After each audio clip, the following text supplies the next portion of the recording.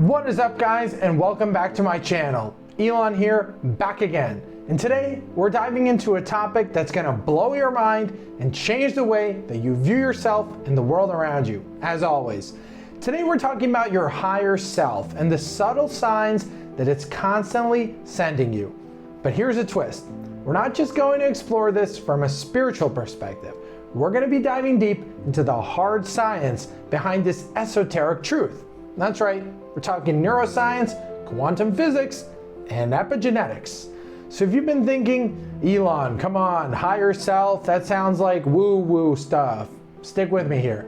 By the end of this video, you'll see how this woo stuff is actually grounded in cutting-edge scientific research. And trust me, I read the papers for you. First things first, what exactly is this higher self that we're talking about? From a scientific perspective, you could think about it as the most optimal functioning of your brain and your nervous system. It's the state where your prefrontal cortex, the part of your brain responsible for higher order thinking and decision making, is fully engaged, and your brain waves are in a state of coherence. This means that your brain is operating at absolute peak performance. But this goes beyond just your brain. Your higher self is also connected with what scientists call the quantum field. This is the invisible field of energy that connects everything in the universe. Now you might be wondering, why should I care about this and how does this help me be successful? Well, connecting with your higher self is like upgrading the operating system of your brain and your body. It will literally change your gene expression, rewire your neural pathways, and alter your brain structure. This means not only are you going to get smarter and more successful, but so are your future offspring. Who doesn't want that, right? So let's break this down, and I'm going to give you the top 10 signs that your higher self is trying to get your attention and the science behind each one. Sign number 1, vivid dreams. Now, people sometimes think that dreams are just random firings of neurons that happen while you sleep, but psychologists have never thought this. During REM sleep, your brain is processing information and consolidating memories. And this is connected to your subconscious mind, which is then connected to the quantum field. That's why dreams feel like insights or solutions that your conscious mind does not have access to. When you have a particularly vivid dream, that means that your brain is tapped into a higher level of information processing. And when you write these dreams down consistently in a dream journal and practice lucid dreaming, you can get insights and downloads of the craziest things that you could have never consciously come up with. A lot of new innovations that come out, people say, especially geniuses, are given to them in dreams. This is a fact. Look it up. Sign number 2. Mirroring yourself in others. This phenomenon is related to what neuroscientists call mirror neurons. These are brain cells that fire both when you perform an action and when you observe someone else performing the same action. They're crucial for skills like learning, empathy, and social cognition. When you experience mirroring happening constantly, it means that your mirror neuron system is firing in overdrive. This is then helping you recognize patterns and behaviors in your reality, which is helping you connect with other people, the quantum field, and your higher self. Sign number 3 is increased intuition. This gut feeling is not just a mystical force. See, your gut has a lot of neurons. Some people say that your gut is the second brain, and that means that it's processing information on a subconscious level.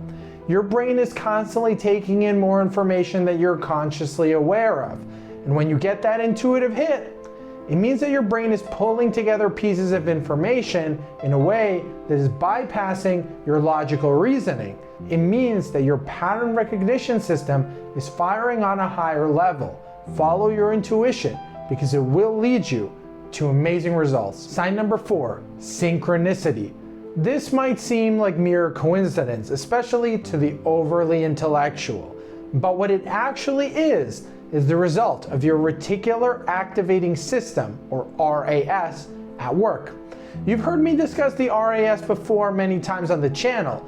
It's a bundle of nerves that sits at the brainstem of your brain and filters out unnecessary information so that the important stuff gets through. It's like your brain's bouncer. And when you're focused on something, your RAS is more likely to notice related information in your environment. The classic example is you decide you want a red Tesla. Suddenly, red Teslas start appearing everywhere. Are there more red Teslas? Did you quantum jump into reality where more Teslas exist? Maybe, but also maybe is that you focus your reticular activating system on red Teslas. So now you're just noticing them. So when you keep the mind on your money and the money on your mind, you see more money in your environment and you get more money. Sign number 5, thoughts that come out of nowhere.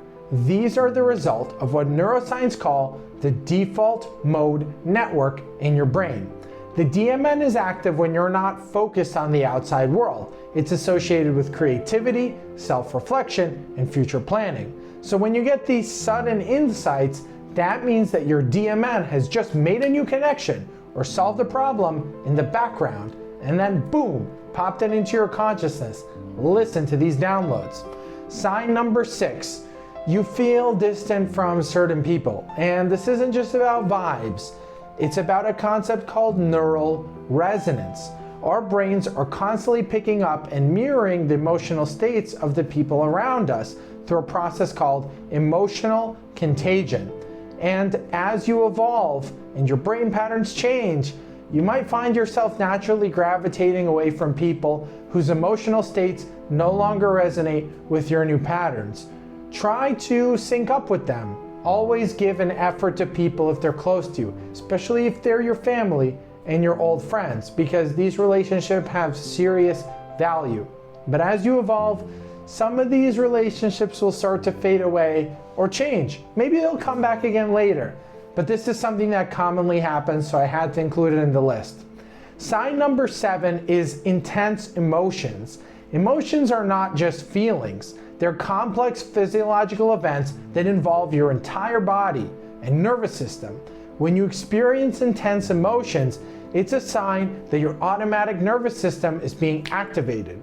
This leads to an increased awareness and starts to change your brain chemistry, opening you up to new insights and perspectives. When somebody's having a spiritual awakening, they often have intense emotions for the first time in a long time. You might find yourself crying more, being sad more, also being happy more. Start to wonder, am I cyclothemic or bipolar? You're not. You're just tapping in to emotions that have been latent inside you for a long time. You're having an awakening, and that's what waking up often feels like. It's a good thing. Stick with it. Don't run away from it. And don't numb yourself with external agents. Sign number 8 is a desire for solitude. This urge often coincides with increased activity in the brain's default mode network. Solitude allows your brain to process all this information, to consolidate new memories, and to make new connections without constant input from external stimuli. If you find yourself needing solitude or becoming more introverted, take the time for yourself, journal, reflect, integrate these new insights. Understand that this is a profoundly amazing time in your life. You're having a spiritual awakening right now. Give it the patience and the respect that it desires. Sign number 9 is a sudden urge to meditate. Maybe you tried meditating before and it never really quite worked for you, but suddenly it starts popping up everywhere. You meet people who are meditating, you see YouTube videos about meditating. Meditation never worked for me, and now it's like my favorite thing ever. And meditation has been shown to have profound effects on your brain as long as you're doing it correctly. It increases gray matter density and even changes the way that your genes are expressed. When you feel drawn to meditate, it means that your brain is craving the state of coherence and integration. Finally, sign number 10, a sense of inspiration and enthusiasm about your new life that you're creating. This state is associated with increased dopamine and serotonin in your brain. It's like you're on Adderall and SSRIs at the same time without needing them, as well as an increased activity in your prefrontal cortex. It's a state of neural coherence where different parts of your brain, your heart, are starting to work together in harmony. This doesn't just feel good. It enhances your cognitive function and creativity. You might suddenly feel like a genius and tap into a new you that you never knew existed. This should happen. This will happen. I'm happy this is happening for you right now as you watch my video. And I'm happy to be part of the journey. So how can we strengthen our connection with this higher self? Well, we have to strengthen the neural pathways and coherence in our brain. Set aside time every day to tune in. Don't think too much, think too much.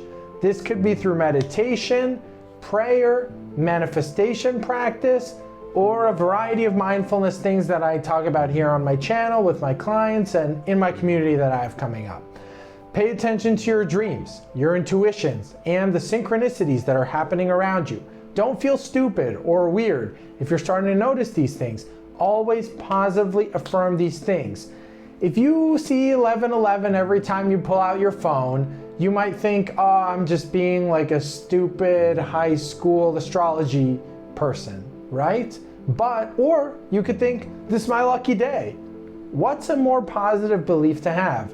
Remember, connecting with your higher self isn't about becoming a different person. It's about optimizing your brain function and connecting to the quantum field. It's about creating new synaptic connections and changing your gene expression to be more aligned with your full potential. Now, it's important to understand that just because you're having a spiritual awakening and you're starting to connect with your higher self, doesn't mean that you suddenly have all the answers and that your life is going to become perfect.